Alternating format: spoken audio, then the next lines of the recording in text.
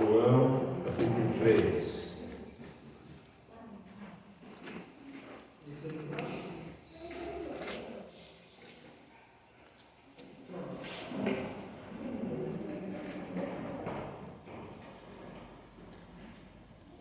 A partir do versículo 1 até o 21, nós temos aí a história de Nicodemos, pelo menos parte da história.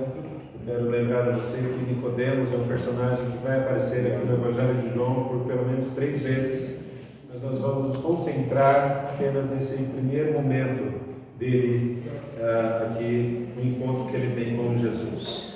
Capítulo 3, a partir do versículo 1, diz assim: Havia entre os fariseus um homem chamado Nicodemos, um dos principais dos judeus. Este de noite foi ter com Jesus e lhe disse: Rabi, sabemos que és mestre vindo da parte de Deus, porque ninguém pode fazer esses sinais que tu fazes, se Deus não estiver com ele.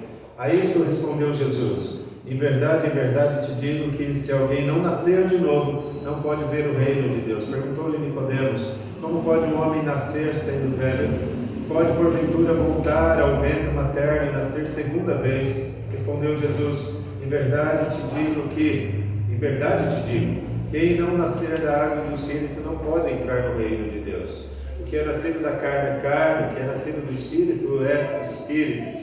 Não te admires de eu dizer: importa-vos nascer de novo. O vento sopra onde quer, ouves a sua voz, mas não sabes de onde vem, nem para onde vai. Assim é todo que é nascido do Espírito. Então lhe perguntou Nicodemos: como pode suceder isso? Acudiu Jesus: tu és mestre em Israel e não compreendes estas coisas. Em verdade te digo que nós dizemos o que sabemos e testificamos o que temos visto, contudo não aceitais o nosso testemunho. Se tratando de coisas terrenas, não me credes, como crereis se vos falar das celestiais? Ora, ninguém subiu ao céu, senão aquele que de lá desceu, a saber, o Filho do Homem está no céu. E do modo por que Moisés levantou a serpente no deserto, assim importa que o Filho do Homem seja levantado, para que todo que nele crê tenha a vida eterna. Porque Deus amou o mundo de tal maneira que deu o seu Filho unigênito, para que todo que nele crê não pereça, mas tenha a vida eterna. Porquanto Deus enviou o seu Filho ao mundo, não para que julgasse o mundo, mas para que o mundo fosse salvo por ele. Quem nele crê não é julgado, que não crê já está julgado, porquanto não crê no nome do unigênito Filho de Deus. O julgamento é esse, que a luz veio ao mundo, e os homens amaram mais as trevas do que a luz, porque as suas obras eram más. Pois todo aquele que pratica o mal aborrece a luz e não se chega para a luz, a fim de não serem arguidas as suas obras. Quem pratica a verdade aproxima-se da luz, a fim de que as suas obras sejam manifestas, porque feitas em Deus. Vamos orar. Pai, pedimos que o Senhor venha iluminar a nossa mente, para que compreendamos a Tua palavra, o Teu recado, e a partir daí vivamos na prática o Teu desejo, a Tua vontade. Em nome de Jesus. Amém, Senhor. Amém. Nicodemos, como eu disse há pouco, meus irmãos, aparece pelo menos 3 vezes aqui no Evangelho. Aqui no capítulo 3, quando nós temos aí a descrição da conversão dele. No capítulo 7, quando Nicodemos aparece defendendo Jesus de uma determinada situação, uma defesa legal, até porque ele fazia parte dos homens que cuidavam da lei de Israel. E finalmente lá em João capítulo 19, ele aparece ali ao lado da cruz, logo depois que Jesus é morto. Temos então esses 3 momentos na história de Nicodemos. Eu quero lembrar aqui que ao longo desse mês de agosto estaremos falando sobre alguns personagens e a conversão desses homens. No domingo passado falamos sobre o apóstolo Paulo, a conversão dele. E agora, hoje, sobre a conversão de Nicodemos. No próximo domingo, a intenção é trabalhar com a conversão do carcereiro. Se você puder estar aqui no próximo domingo, esse será o personagem do momento. Nicodemos, então, era um fariseu.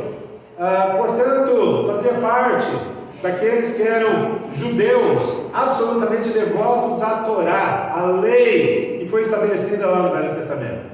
Eram homens com um profundo conhecedor das Escrituras e da tradição oral. É importante que você se lembre disso.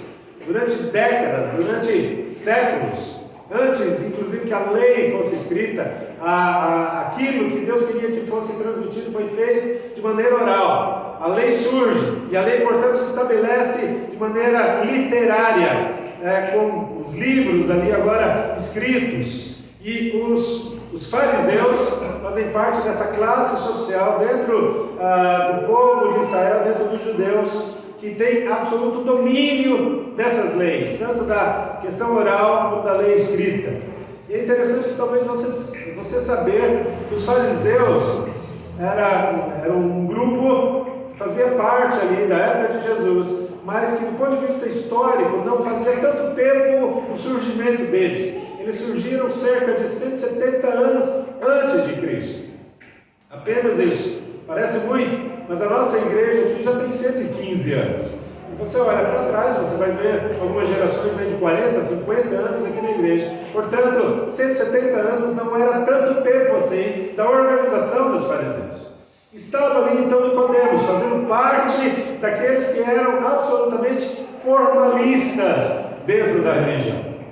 Ele, Nicodemos, dentro do contexto que é possível se observar, parecia de fato alguém amar de verdade a lei de Deus, amar profundamente a lei do Senhor, aparentemente obediente a essa lei, observador dela e muito piedoso. Você se depara com essa expressão, é preciso lembrar que a expressão piedade tem a ver com consagração. Alguém piedoso é alguém consagrado, assim como, por exemplo, temos lá o Papa Pio XII, o Papa Pio isso, aquilo. A palavra Pio vem de piedade, portanto é um Papa piedoso.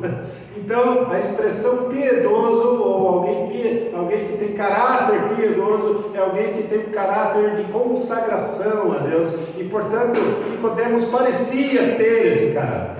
Era uma pessoa de uma classe social privilegiada, como eu fiz referência há pouco, daqueles que eram homens ricos, absolutamente educados, proeminentes na sua época, de destaque de fato.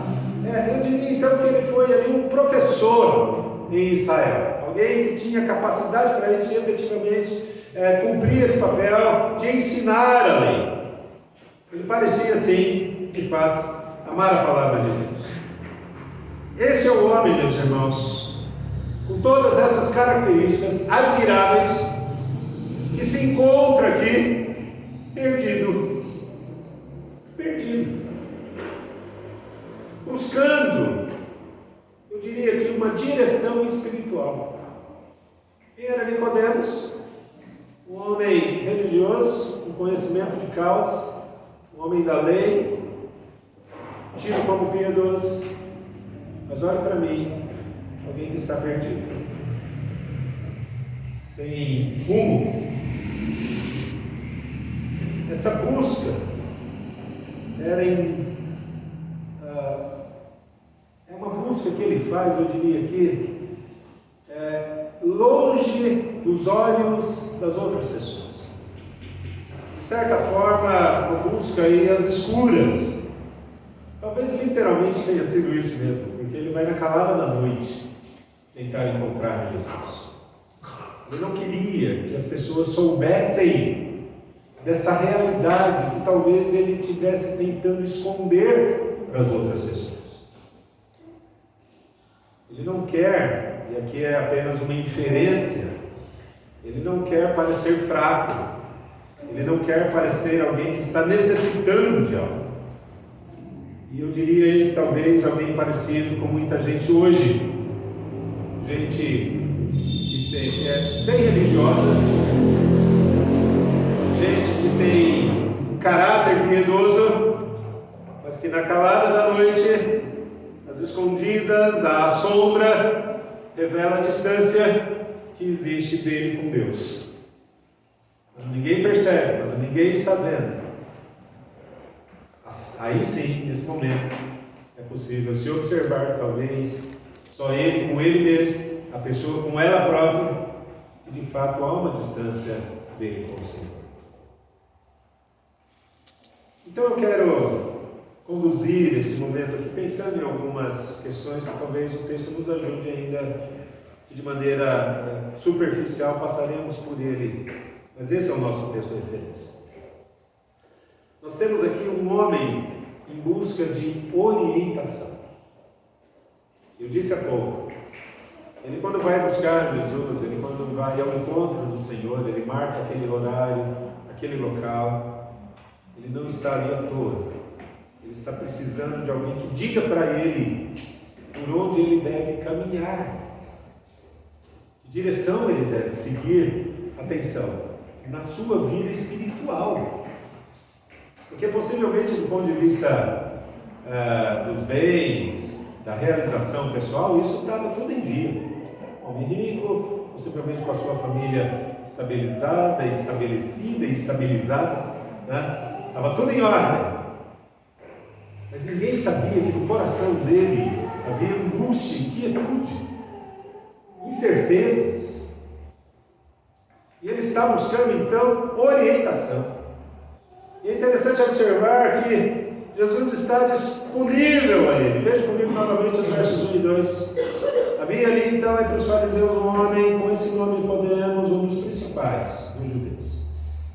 E ele foi ter com Jesus à noite. Disse: nós sabemos que és mestre vindo da parte de Deus, porque ninguém pode fazer esses sinais que tu fazes se Deus não estiver com ele. Ele veio a Jesus, meus irmãos, numa hora em que as pessoas, como eu disse há pouco, não podiam saber que ele estava lá. O texto não diz, mas possivelmente era muito tarde da noite. Muito tarde. E Jesus não parece incomodado com isso. Ao contrário, mais uma vez, como foi em tantas outras ocasiões, Jesus se mostra absolutamente acolhedor. Jesus, inclusive, fala com uma linguagem fácil, porém extremamente desafiadora para ele, levando aquele homem a olhar de maneira mais profunda dentro de si mesmo, olhar para a sua própria realidade. Veja comigo novamente os versos 3 em diante. Responde Jesus a Nicodemos: em verdade, eu digo a você, que se alguém não nascer de novo, não pode ver o reino de Deus. Jesus começa a apontar para um caráter interno de Nicodemos. E aí Nicodemos pergunta: como pode um homem nascer sendo velho? Versículo 5, responde Jesus: em verdade te digo, quem não nascer da água e do Espírito não pode entrar no reino de Deus. Versículo 6, o que é nascido da carne é carne, o que é nascido do Espírito é Espírito. Não te admires de eu te dizer, importa-vos nascer de novo. Não se surpreenda com isso. Jesus está dizendo: o vento sopra onde quer, você ouve a voz dele, mas não sabe para onde ele vai, nem de onde ele vem, nem para onde ele vai. E assim termina Jesus: assim é todo aquele que é nascido de Deus. Veja, Nicodemos tinha um conhecimento bíblico. Então Jesus vai direto ao ponto. Precisava tentar explicar algumas coisas básicas para Nicodemos. Jesus está dizendo: você precisa nascer. Algo vai acontecer com você. Talvez Jesus dissesse para ele mais ou menos isso: olhe para mim. Entenda bem o que eu estou dizendo. Você conhece bem a Bíblia. Você conhece os textos bíblicos. Você conhece, talvez do início ao fim, toda a lei. Se alguém perguntar para você onde está isso escrito, você vai dizer exatamente com precisão onde está. Você conhece tudo, Nicodemos.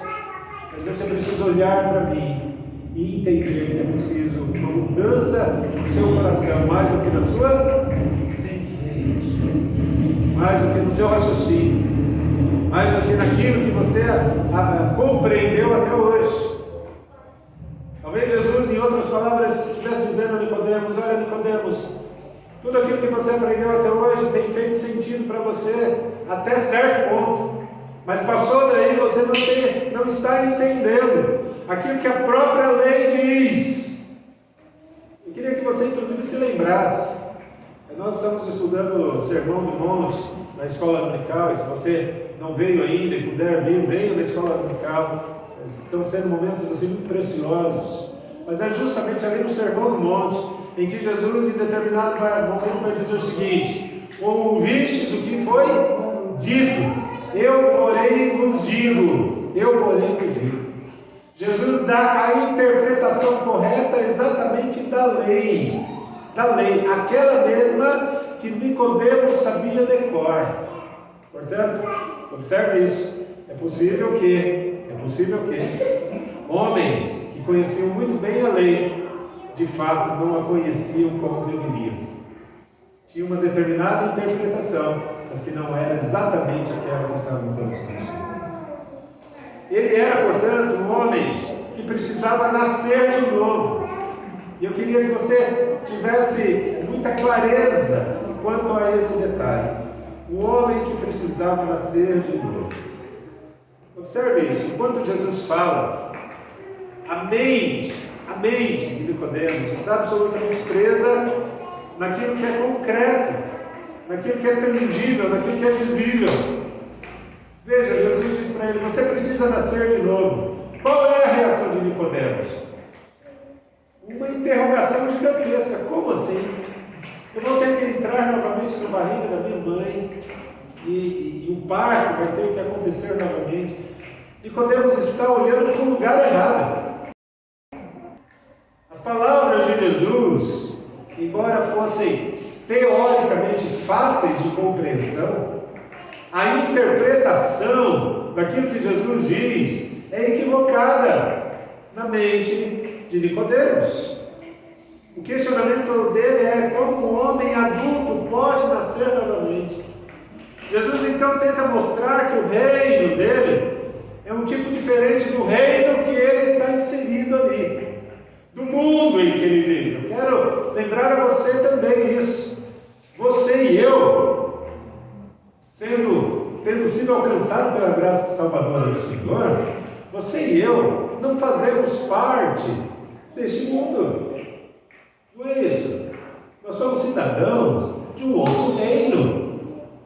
E aí Jesus então vai tentar mostrar aqui inicialmente para Nicodemos que o reino dele não é esse, é outro.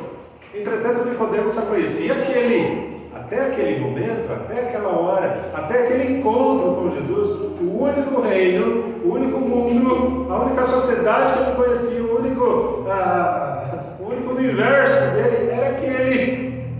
E eu queria que você compreendesse Nicodemos, porque os olhos dele ainda, naquele instante, não haviam sido abertos. Os ouvidos também não. Ele está enxergando o aqui e agora. Então, Jesus vai tentar mostrar de maneira diferenciada isso. E aí então, a entrada nesse reino, em outras palavras, Jesus tenta mostrar isso: a entrada nesse reino não depende de uma linhagem consanguínea com alguém. A entrada nesse reino não depende de se ter nascido de alguém que já é crente, de alguém que já é cristão. Ah, meu pai é cristão, meus avós eram cristãos. Eu sou presbiteriano desde que nasci, e eu entendo bem o que eu estou dizendo aqui. Quantas vezes eu já ouvi isso? Isso não é desmérito nenhum, de maneira alguma. É algo extremamente positivo, inclusive. Mas quantas vezes eu já ouvi, quantas vezes ouvimos aqui a expressão: eu sou dessa igreja, os meus pais eram, os meus avós eram, eu estou aqui. E a ideia, às vezes, na mente de alguns é muito parecida com a mente de judeus. Eu nasci judeu, e por ser judeu, eu tenho a garantia do céu.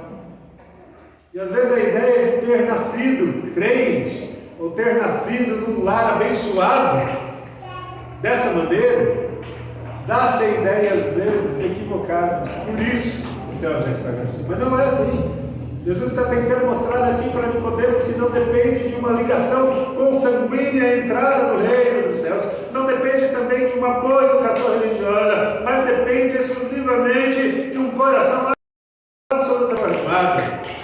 Jesus então, meus irmãos, fala de maneira clara e direta a Nicodemos. Versos 10 a 12, acompanhe comigo, versos 10 a 12.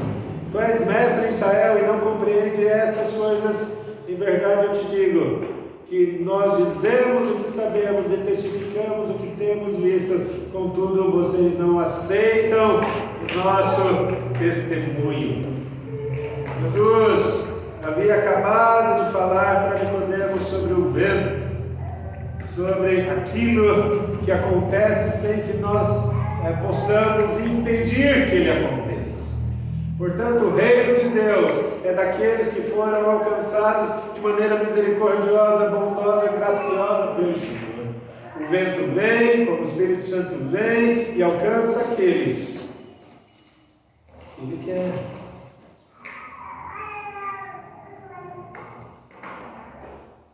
Não é um problema intelectual, é um problema de escolha. Ainda havia um bloqueio na mente de Nicodemos. Ele precisava ouvir a verdade de uma forma absolutamente definitiva. E aí então dói, mas a dura honestidade de Jesus o alcança definitivamente.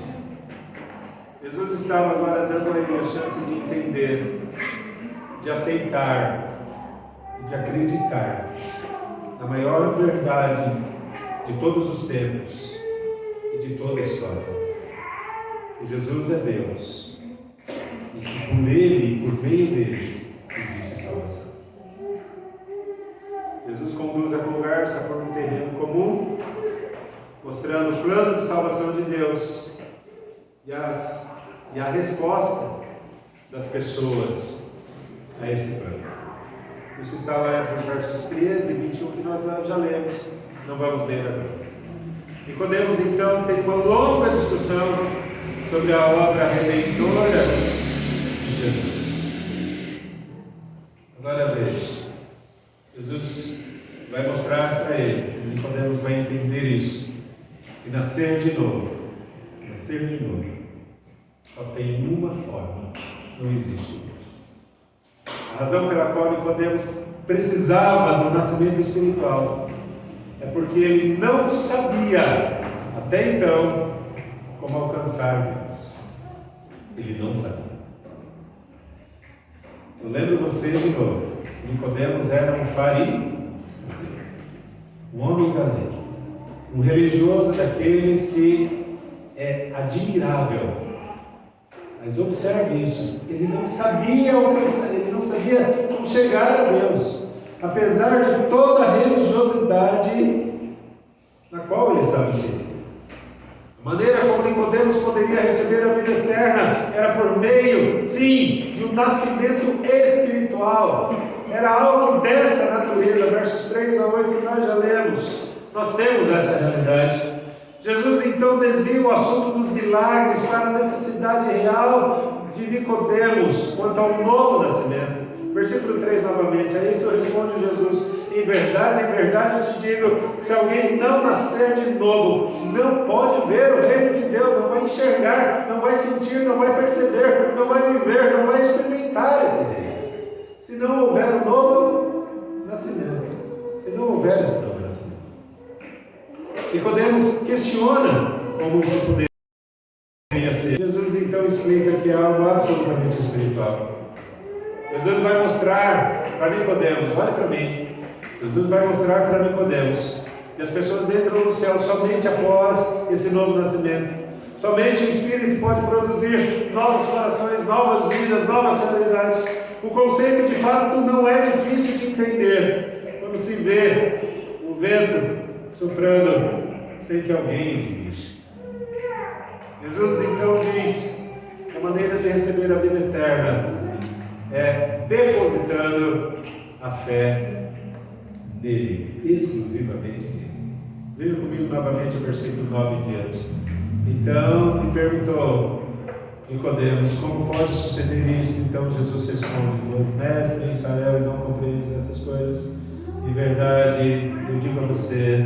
E aí é aquilo que nós já lemos no verso 12 diz: se tratando de coisas terrenas, não credes como crereis nas celestiais. Ora, ninguém subiu ao céu, veja aí, senão aquele que de lá desceu, a saber, o Filho do Homem, está no céu. E do modo como Moisés levantou a serpente no deserto, assim importa que o Filho do Homem seja levantado. E versículo 15, eu gostaria que você lesse comigo o versículo 15, se a sua Bíblia estiver aberta, leia comigo. Para que todo aquele que nele crê tenha a vida eterna. Para quem Jesus está apontando? Para Ele próprio. Jesus está dizendo: Nicodemos, eu sou o caminho, a verdade e a vida, e ninguém vem ao Pai senão por mim. É apenas por meio de Jesus que a salvação ocorre. Jesus questiona Nicodemos sobre ele não entender o nascimento espiritual, uma vez que ele foi ensinado de maneira absolutamente profunda a respeito disso. A fonte desse ensinamento era o próprio céu. Versos 11 a 13 mostram isso. O novo nascimento era a consequência da fé em Jesus, a recompensa da vida eterna por aceitar a Cristo. Eu queria que você guardasse isso. A recompensa da vida eterna por aceitar a Cristo contrasta com a pena de morte eterna por rejeitar o novo nascimento. Eu vou repetir. A recompensa da vida eterna aceitando a Jesus Cristo é um contraponto fantástico, terrível, com a morte eterna, que advém do não aceitar Jesus como Senhor e Salvador da sua vida. Então, o que Jesus está mostrando para Nicodemos é céu e inferno. Algo que possivelmente ele não tinha visto até então e não tinha compreendido essa realidade. Até aquele momento, diante da religiosidade que ele estava inserido, ele entendia que ele ia para o céu. Mas agora, Jesus está dizendo para ele: não é assim, Nicodemos, não é bem assim. O inferno é o que te espera, Nicodemos, se você não me aceitar como Senhor e Salvador da sua vida. Nicodemos, você precisa nascer de novo para você ir para o céu. Você precisa nascer de novo. O que é um novo nascimento? O que é um novo nascimento? Novo nascimento, meus irmãos, é o ato de Deus. Essa é uma definição simplificada aqui, evidentemente. Mas o novo nascimento é o ato de Deus em dar uma nova vida àquele que espiritualmente está morto. Você se lembra, eu citei isso no domingo passado, cito novamente. Você se lembra de Paulo, quando ele escreve uma de suas cartas, precisamente a carta que ele escreve à igreja lá na cidade de Éfeso, ele diz: nós estávamos mortos nos nossos delitos e pecados. Paulo está dizendo: nós estávamos mortos espiritualmente. Essa era a situação de Nicodemos aqui. E portanto, novo nascimento implica em vida para alguém que está morto. Muita gente, eu queria que você se lembrasse disso e refletisse a isso. Muita gente hoje, 2023, em agosto desse ano, está exatamente nessa situação que Nicodemos está. Gente morta espiritualmente. Hoje, ao nosso redor, exatamente como Nicodemos. E muitas dessas pessoas são religiosas, ou têm a sua religião, têm a sua maneira de encarar a vida a partir de uma perspectiva religiosa. E grande parte dessas pessoas que talvez você conheça e que estão caminhando para o inferno como Nicodemos estava, essas pessoas, elas não têm consciência disso até hoje. Elas não sabem disso. Muita gente está nessa condição e não sabe. É preciso começar de novo. É preciso experimentar um renascer em Cristo.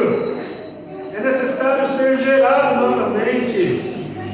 É preciso dizer o mesmo que Davi disse numa certa ocasião, Davi disse o seguinte: cria em mim, ó Deus, um coração puro e renova dentro de mim um espírito inabalável. Talvez você e eu precisemos dizer isso, talvez você precise dizer isso. Deus, me corrige e faz de novo. Deus, muda a minha vida, me transforma e faz um verdadeiro filho teu, e faz uma nova criatura. Talvez alguns de nós aqui, talvez alguns que andam com você ao longo da sua história tenham andado com você, precisa nascer de novo. E talvez você seja um instrumento para que essa pessoa viva essa experiência do nascer de novo. O novo nascimento, meus irmãos, é ser uma nova pessoa, é experimentar, ser ressuscitado espiritualmente, é ser gerado novamente, viver uma geração nova, é ser participante, olha que coisa interessante, da natureza divina. Portanto, é ser parecido com Jesus. É preciso receber Jesus Cristo para nascer de novo, como Salvador, o Senhor da vida pessoal. Agora olhe para mim, se você deseja, e se esse é o seu caso, você deseja se tornar um verdadeiro filho de Deus. Eu sinto em dizer isso, ou na verdade repetir aquilo que tantas vezes tem sido dito, à luz de João, capítulo 1, versículo 12. À luz desse versículo, eu sinto dizer que nem todas as pessoas são filhos de Deus, nem todas. Filhos são aqueles que creem no nome dele. João 12 diz: mas a todos quanto receberam, deu-lhes o poder de serem feitos filhos, a saber, os que creem no Senhor. Sinto dizer, mas nem todas as pessoas são filhos de Deus. Se você deseja ser filho, no meu coração arde a vontade de que você realmente deseje isso. Eu quero convidar você a fazer o mesmo que Nicodemos fez. Tendo tido seus olhos abertos, seus ouvidos abertos, seu coração aberto por Deus, ele entendeu que era preciso que Jesus passasse a habitar na sua vida e o novo nascimento se tornasse uma realidade na vida dele, que ele fosse uma nova pessoa, que tudo que ele conhecia na Bíblia passasse de fato a fazer sentido, que ele não fosse apenas um homem religioso, mas que o Deus daquela religião se relacionasse com ele. Se essa talvez seja a experiência que você precisa ter, ou se talvez essa seja a experiência que pessoas dentro da sua família precisam ter, que amigos seus precisam ter, eu quero convidar você a refletir a respeito disso. E se for o caso, aceitar Jesus como Senhor e Salvador da sua vida hoje.